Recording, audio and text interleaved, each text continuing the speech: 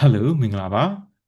ကျွန်တော်တို့ဒါဒီနေ့ညမှာတော့အလင်းနဲ့ပညာရေးရဲ့ GD webinar လေးကိုကျွန်တော်တို့ဒါပြုလုပ်နေကြတာဖြစ်တယ်ပေါ့နော်ဆိုတော့ဒီညမှာတော့လာနိုင်သူတွေရှိသလိုเนาะအခက်အခဲကြောင့်ဒါတချို့မလာနိုင်တဲ့သူတွေအတွက်ကျွန်တော်တို့ဒါเนาะဗီဒီယို recording လေးကိုပြန်ပြီးတော့တင်ပေးသွားမှာဖြစ်တဲ့အတွက်ကြောင့်ပေါ့နော်ကျွန်တော်တို့ဒါကိုယ့်အနေနဲ့မလာနိုင်ပြီးတော့ညလည်းပြန်ပြီးကြည့်လို့ရပါတယ်ဆိုတော့အားလုံးကိုကျွန်တော်တို့ဒါ webinar လေးကနေပြီးတော့ညီထွေးစွာနဲ့ပြန်လည်ကြိုဆိုလိုက်ပါတယ် sorry ဆိုတော့ GED ပေါ့နော် GED ပတ်သက်ပြီးတော့ကျွန်တော်တို့ဒါเนาะအကျယ်တဝင်းသိရှိလိုကြတာဖြစ်တယ်ပေါ့လေနော်ဆိုတော့ခရစ်စတီ join နေတယ်ပေါ့နော်ဆိုတော့ကျွန်တော်တို့ဒါခဏလေးเนาะစောင့်လိုက်ပါအောင်မယ် Hello Christy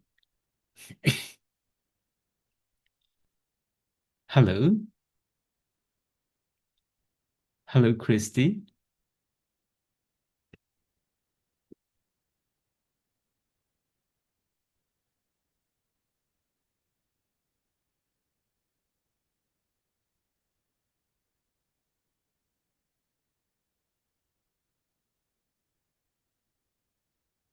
microphone เนาะပြန်တက်ပေးပါပေါ့နော် Christy microphone လွတ်နေတာနဲ့တွေ့เนาะ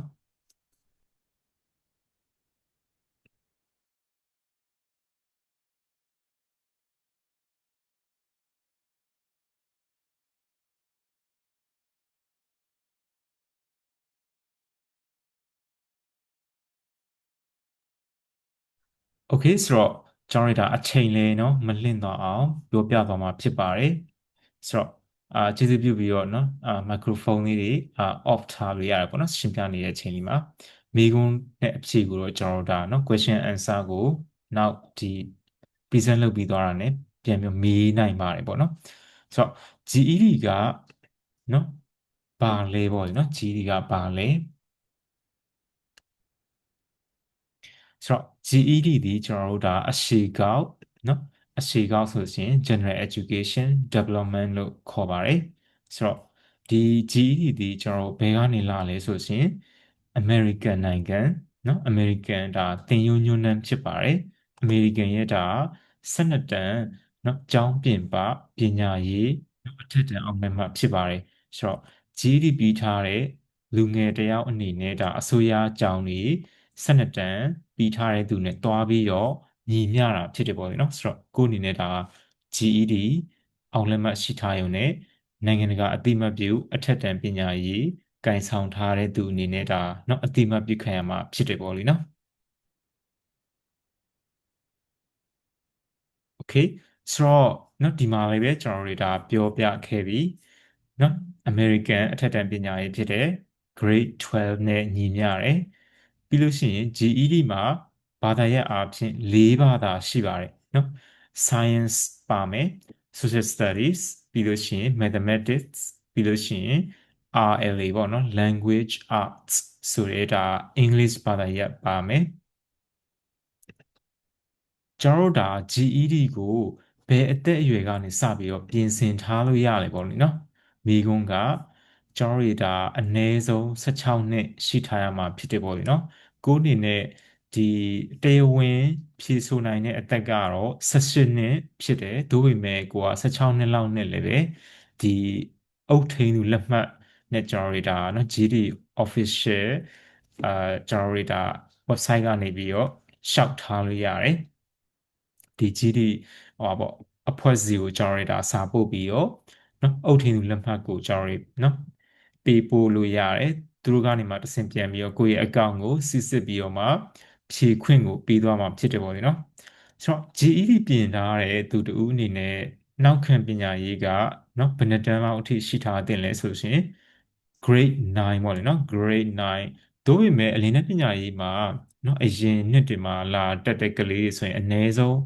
9တန်းလောက်ထိတောင်ရှိခဲ့တယ်ပေါ့နော်ဆိုတော့သို့ပေမဲ့သူတို့ရဲ့ English ကဟိုเนาะကောင်းနေတာမျိုးเนาะ English ကောင်းတယ်တစ်ဖက်မှာဒီ Science တို့ Mathematics တို့လှိုင်းရတာမျိုးတော့ရှိတာပေါ့နော်ဆိုတော့သို့ပေမဲ့ဒါရှိတင်တာတဲ့ grade ကတော့เนาะ8တန်း9တန်းအနည်းဆုံးလောက်တော့ရှိထားတင်တယ်ဆိုတော့ အနည်းဆုံးကတော့ဒါ intermediate English เนาะပြီးထားတင်တယ်လို့တော့ကျွန်တော်တို့ဒါမြင်တယ်ကိုယ့်အနေနဲ့ pre intermediate လောက်ဆိုလည်းပဲ okay ရယ်เนาะအတန်းထဲမှာကျွန်တော်တို့ဒါသင်ရင်နဲ့เนาะ English level ကတိုးသွားမှာဖြစ်တယ်ပေါ့လေเนาะဆိုတော့ဂျီဒီကိုကျွန်တော်တို့ဒါဘယ်လိုမျိုးဖြည့်ရမလဲเนาะဒီတဘာသာမှာဘယ်နှမိနစ်ကြာလဲဖြည့်လို့ရှိရင်เนาะbooking တွေဘယ်လိုလုပ်ရမလဲဆိုတဲ့အခါမှာเนาะကျွန်တော်တို့ဒါဒီ GD test မဖြေခင်ပေါ့လေနော်အလင်းနဲ့ပညာရေးမှာတော့ကျွန်တော်တို့ဒါ10လတာယူထားတယ်နော်တချို့တော့ကျောင်းတွေတချို့တော့နော် moment သင်တန်းတွေမှာတော့6လနဲ့အပြတ်သွားကြတာများတယ်ဒါပေမဲ့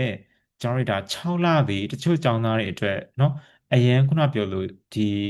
နောက်ခံပညာရေးကလည်းအရင်ကောင်းတယ် English နော် level ကလည်းအရင်မြင့်နေဆိုရင်တော့6လနဲ့အဆင်ပြေနိုင်တယ်သို့ပေမဲ့ကျွန်တော်တို့အတွေ့အကြုံအရပါလေနော်6လထက်ကျော်လွန်သွားတာတွေလည်းရှိရဲဆိုတော့9လ10လနော်တေချာပိုက်စိတ်တိုက်ပြီးတော့ကိုယ့်အနေနဲ့ ready ဖြစ်အောင်ကိုလုပ်လို့တယ်ဆိုတော့ဒါ10လကတော့ပြေးမလို့ပေါ့နော်ဆိုတော့အဲ့ဒါလေးရှိမယ်ပြီးလို့ရှိရင်ကိုက ready ဖြစ်သွားပြီဆိုတဲ့အခါမှာ official website စီမှာကျွန်တော်တို့ဒါမှတ်ပုံတင်ပြီးတော့ကို test တွေကို booking လုပ်သွားလို့ရတယ်ပေါ့နော်အဲ့ဒီ booking process ကိုလည်းကျွန်တော်တို့ဒါနောက်ပြီးတော့ပြောပြသွားမှာဖြစ်တယ် test အချိန်ကဘယ်လောက်ကြာမြင့်မှာလဲเนาะ official test တွေဖြေတဲ့အခါမှာဘယ်လောက်ကြာမြင့်နိုင်လဲဆိုရင်เนาะကျွန်တော်တို့ကြာချိန်ကเนาะ8နာရီနော်အာရှိပါတယ်ပေါ့နော်၄ဘာသာဆိုလို့ရှိရင်ဆိုတော့ဒီ science ဆိုရင်ကျွန်တော်တို့ဒါ60မိနစ်လောက်ရှိရယ် social study ဆိုလို့ရှိရင်60မိနစ်လောက်ရှိရယ်နော် language art ဆိုလို့ရှိရင်150မိနစ်လောက်ရှိရယ် mathematics ဆိုလို့ရှိရင်115နော်မိနစ်လောက်ရှိရယ်ဆိုတော့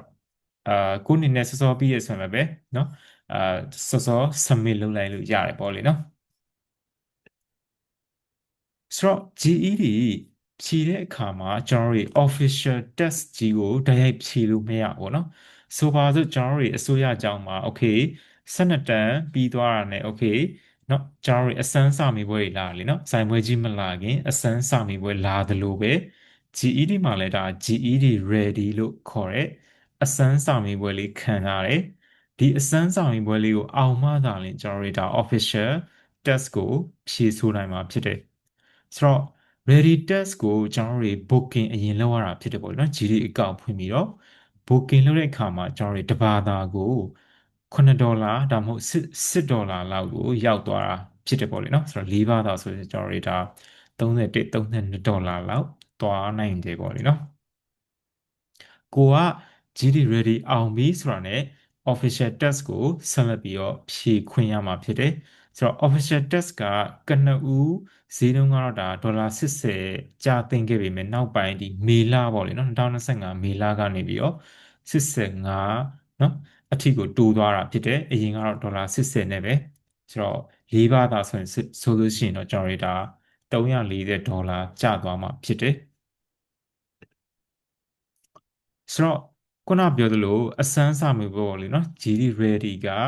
အောင်မှတ်က145ရမှသာလဲကျွန်တော်တို့ဒါနော် ready test အောင်မှာဖြစ်တယ် ready test မှာလည်းပဲကျွန်တော်တို့၄ဘာသာနော်ရှိပါတယ်ခုနပြောလို့ဒီ science ရှိမယ် social studies ရှိမယ် RL ရှိမယ်ပြီးလို့ရှိရင်mathematics ရှိမယ်ပေါ့လေနော်ဒီ official test မှာလည်းပဲအောင်မှတ်ကတဘာသာကို145ရမှသာလဲအောင်မှာဖြစ်တယ်အမှတ်ပြကတော့200ပေါ့လေနော်ဆိုတော့ကိုယ့်အနေနဲ့ဒီ college ready အမှတ်ကိုရလို့ရဆိုရင်တော့165နဲ့အထက်ကိုရမှာဖြစ်တယ်နော် college ready လည်းရခြင်းတယ် credit score လည်းပါခြင်းတယ်ဆိုလို့ရှိရင်တော့185အထက်ကိုရနိုင်မှာဖြစ်တယ်ပေါ့နော်ဒီနေရာမှာဘာကြောင့်မို့လို့အမှတ်တွေကခွဲထားရတယ်လဲနော်မိကွန်းရှိနိုင်တယ်ဘာကြောင့်လဲဆိုရင်ကျွန်တော်တို့ GD အောင်လက်မှတ်နဲ့တက္ကသိုလ်တွေဆက်တက်တဲ့အခါမှာနော်တချို့တော့ကျောင်းတွေကဒီ college course တွေကိုမပေးယူသေးဘူးနော်ကို GD အမှတ်ကနည်းနေတဲ့အခါမျိုးမှာ college နော် course တွေမယူနိုင်သေးတဲ့အခါမှာသူကဖြည့်ဆွက်course တွေပေးနိုင်တာပေါ့လေနော်သို့ပေမဲ့ဒီ college ready တို့เนาะcollege ready plus credit score တို့ရထားတဲ့သူတွေက နော်ဓာတ်ရိုက်ကျွန်တော်တို့ဒါ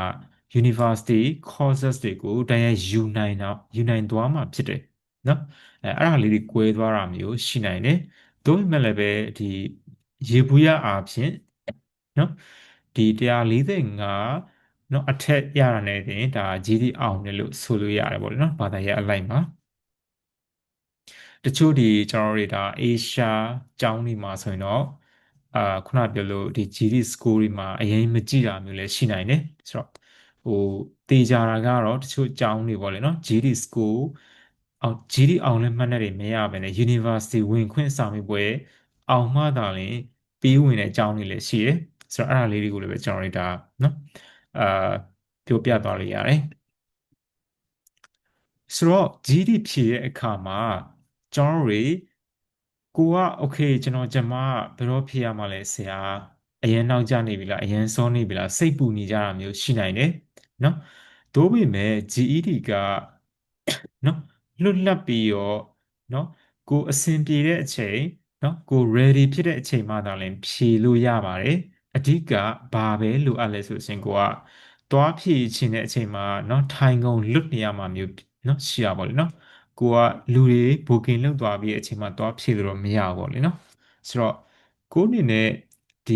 ခုနပြောလို့6လအတွင်းတော့လည်းကောင်း10လအတွင်းတော့လည်းကောင်းနော်ဒီ movement သင်တန်းတွေတက်ပြီးသွားတာနဲ့တင်တချို့ကလည်းပဲတန်းပြီးတော့ဖြည့်လိုက်တာမျိုးရှိတယ်ဒါပေမဲ့တချို့ကလည်းပဲ maybe ဂျားထဲမှာ2လ3လလောက်အချိန်နော်ထပ်ယူတာမျိုးလည်းဖြစ်နိုင်တယ်ဆိုတော့ကိုယ့်အနေနဲ့နော်ဟိုပါပေါ့ moment သင်တန်းကာလနဲ့တင်နော်မပြီးတာမျိုးဖြစ်နိုင်တယ်ဒါမှမဟုတ်ဓာတ်ရိုက်ဖြည့်နိုင်တာမျိုးဖြစ်နိုင်တယ်ဆိုတော့ကိုယ့်အနေနဲ့ဒါနော်ဟိုပါပေါ့ ready ဖြစ်တဲ့ကာလကိုမူတည်ပြီးတော့ဖြည့်သွားလို့ရပါတယ်ဆိုတော့လေးဘာသာလုံးကြီးကိုတိုက်ရိုက်ဖြည့်စရာမလိုပါဘူးကိုယ့်အနေနဲ့နော်တစ်လအတွင်းမှာတစ်ဘာသာဒါမှမဟုတ်နှစ်ဘာသာခွဲဖြည့်သွားလို့ရတယ်ကိုနော် ready ဖြစ်တဲ့အချိန်မှာဆိုတော့ booking ယူသွားလို့ရတယ်အဲ့ဒီကိုခုနပြောတဲ့ GD website မှာကျွန်တော်တို့ဒါ register လုပ်ပြီးတော့ account ဖွင့်ပြီးတော့အဲ့ဒီ account ထဲမှာကိုကျွန်တော်တို့ဒါ GED test center တွေရေးပြီးတော့ booking လုပ်ပြီးတော့ငွေပေးချေပြီးတော့เนาะကျွန်တော်တို့ဒါယူထားလို့ရပါဘောเนาะထိုင်ကုန်ယူထားလို့ရတယ်ဒီ test ဖြည့်တဲ့နေ့မှသာရင်ကိုက test center ကိုလူကိုယ်တိုင်သွားပြီးတော့သွားဖြည့်ရမှာဖြစ်တယ်ပေါ့လေเนาะဆိုတော့ကျွန်တော်တို့ဒီကျသွားတယ်ဆိုပါတော့ GD ကကံကောင်းထောက်မစွာနဲ့အောင်သွားတဲ့သူတွေလည်းရှိတယ်ချို့ကလေးတွေเนาะဘလောက်ပဲပြင်ဆင်ခဲလင်းကစားကျွန်တော်တို့ဒါကြာနိုင်ကြီးကတော့ဒါရှိနေတယ်ပေါ့လေเนาะဆိုတော့အဲ့ဒီပုံမှာလည်းပဲအရင်မစိုးရိမ်ပါနဲ့ဘာကြောင့်လဲဆိုရင် GD ကကျသွားတဲ့ဘာသာရပ်ကိုပဲကျွန်တော်တို့ကပြန်ဖြေရတာဖြစ်တယ်เนาะကိုက၄ဘာသာရှိတဲ့အခါမှာโอเคကိုကတစ်ဘာသာကိုခြေချော်လက်ချော်ဖြစ်သွားတယ်ဒါပေမဲ့အဲ့ကြားတဲ့ဘာသာကိုပဲကျွန်တော်တို့ကပြန်ဖြေရတာဖြစ်တယ်ပေါ့လေเนาะဆိုတော့ကျန်တဲ့အောင်မိသားဘာသာတွေပုံမှာစိုးရိမ်စရာเนาะထပ်ဖြည့်စရာမလိုတော့ပါဘူးပေါ့လေเนาะအကဲကိုကထပ်ခါကြားတယ်ဆိုပါတော့เนาะ worst case scenario เนาะအဆိုးဆုံးကျွန်တော်တွေတွေးထားနိုင်တာကကိုယ့်အနေနဲ့3-4ကောင်းလောက်ကြာသွားတယ်ဗျာเนาะအဲ့ခါမျိုးမှဆိုရင်ဒီ GD account ကနေပြီးတော့ तू ကခိတခဏယာယီကျွန်တော်တို့เนาะဆိုင်းငံ့ထားတာမျိုးရှိတတ်တယ်အဲ့ဒါကကျွန်တော်တို့ဒါ2လလောက်သူเนาะစောင့်ခိုင်းတယ်ပေါ့เนาะโอเคမင်းပြေတာများသွားပြီမင်းနောက်ထပ်ရက်60ကျော်မှ booking ပြန်လုပ်ပါဆိုတော့ तू ကเนาะအဲ့လိုမျိုးအာအကြောင်းကြားလာနိုင်တယ်ဆိုတော့အဲ့ဒီပုံမှာလည်းပဲကျွန်တော်တို့ဒါနားဆွင့်ထားရမှာဖြစ်တယ်ပေါ့လေเนาะဒီမှာကျွန်တော်ပြောခဲ့ပြီးပြီကိုကြားတဲ့ဘာသာကိုပဲပြန်ဖြေရမှာဖြစ်တယ်ပေါ့လေเนาะ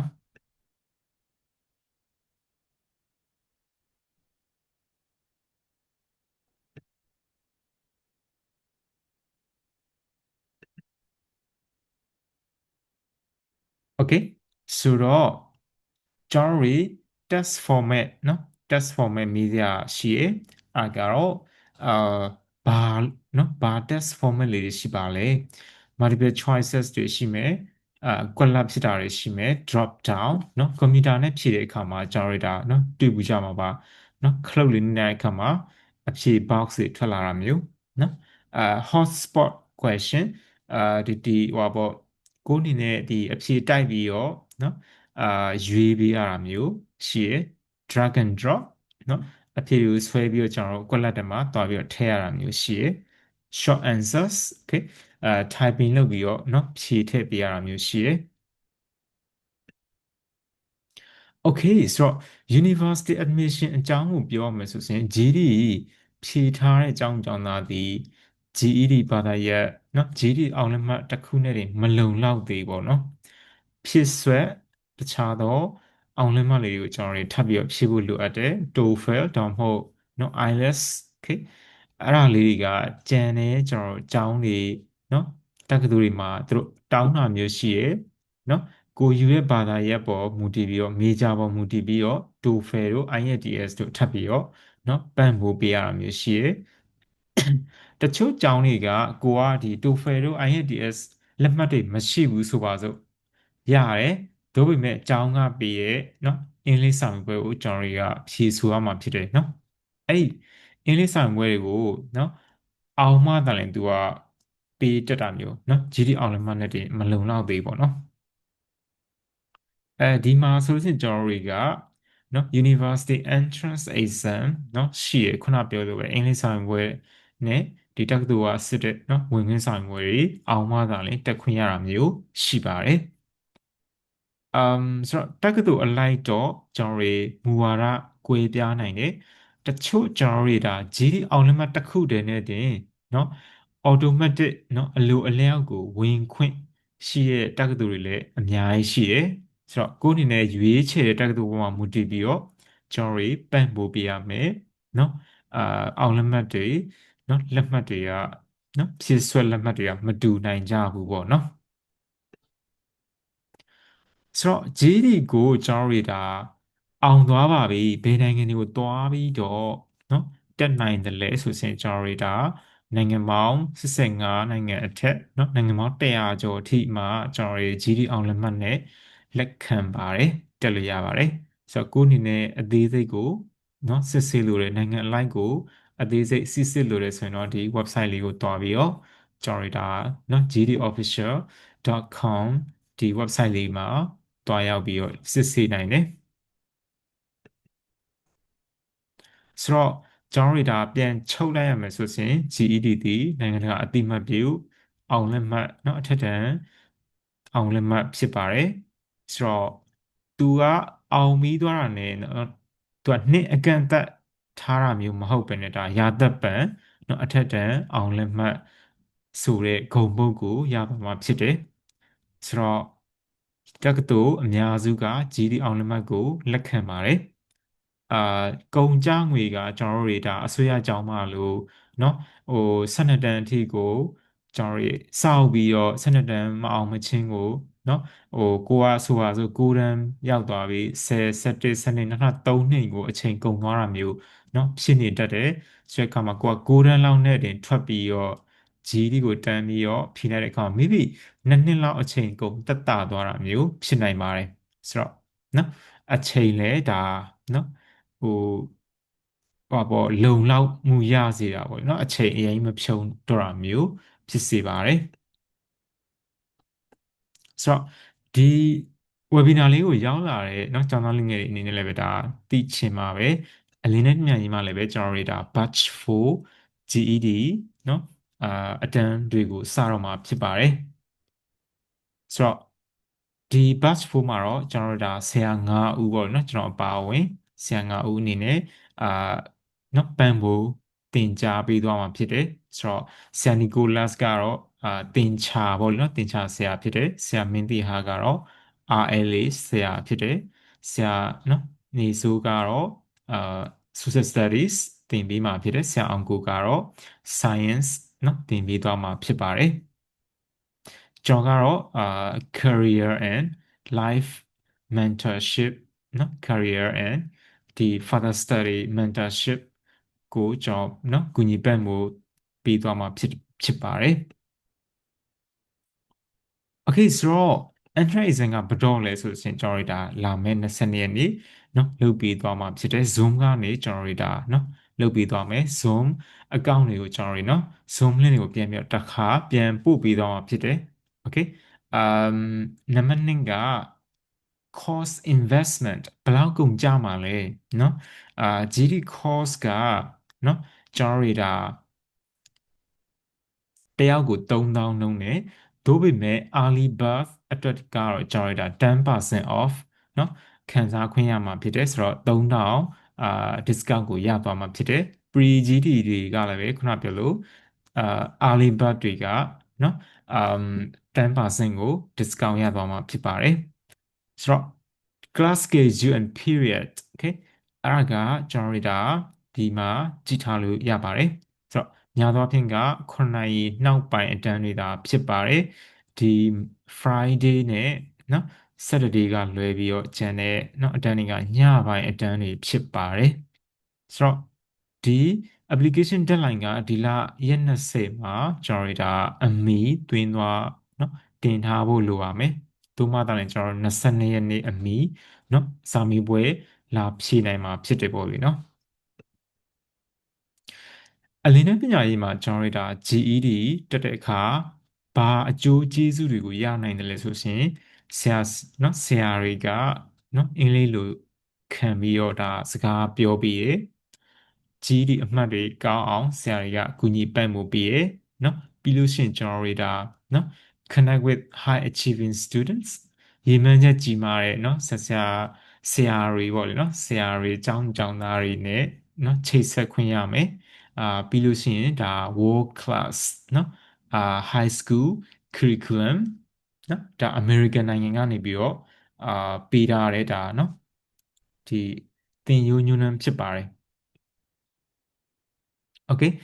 ပြီးလို့ရှိရင်ကျွန်တော်တို့ဒါ online ဖြစ်တဲ့ကြောင့်အရင်ကမှဒါเนาะလွယ်ကူတာဖြစ်တယ်ပြီးလို့ရှိရင်ပညာသင်စုတွေเนาะကိုအနေနဲ့အလောက်ကန်အခွင့်အလမ်းတွေချဲ့ထွင်တာတော့လည်းကောင်းเนาะအဲ့ဒါလေးတွေအတွက်ပါကျွန်တော်တို့အနောက်ကနေပြီးတော့ကူညီပံ့ပိုးပေးနေတာဖြစ်တယ်ပေါ့လေเนาะပြီးလို့ရှိရင် career class မှာလည်းပဲဒါเนาะဘဝအတွက်ဒါကျွမ်းကျင်စရာတွေเนาะကိုအနေနဲ့ဒီကျောင်းပညာရေးမှာအောင်မြင်ဖို့အတွက်တွေကျွန်တော်တို့ဒါเนาะ career and further study mentorship အတန်းမှာသင်ပေးသွားမှာဖြစ်ပါတယ်ပြီးလို့ရှိရင်ကျွန်တော်တို့ဒါ further studies okay ကိုအနေနဲ့ GD အောင်ပြီးသွားတဲ့เนาะလူငယ်တူမှာသူ့အနေနဲ့ဒါအခွင့်အလမ်းအများကြီးကိုဖွင့်ထုတ်နိုင်ခဲ့ပြီဖြစ်တယ်ပေါ့နော်သူ့အနေနဲ့ပညာသင်စုစောင့်မလားเนาะအသက်မွေးဝမ်းကြောင်းเนาะသင်တန်းတွေကိုပဲထပ်တက်မလားတခြားသောဒီเนาะပညာသင်စုရက်ဝေရက်နီပညာသင်စုတွေအတန်းတွေလိုက် join လို့ရသွားပြီဖြစ်တယ်ပေါ့လေเนาะ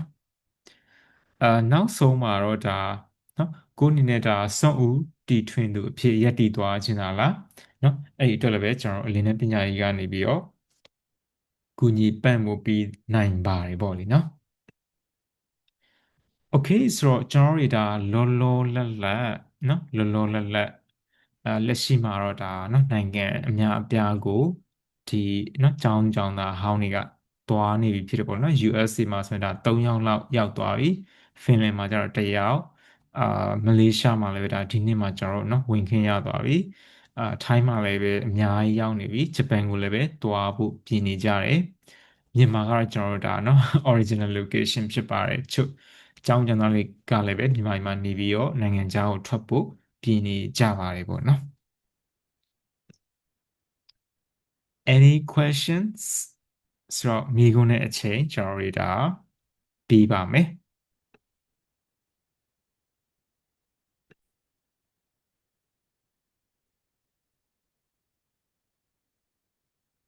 okay ဆိုတော့ကျွန်တော်တို့ဒါเนาะ session လေးကိုဒီမှာပဲ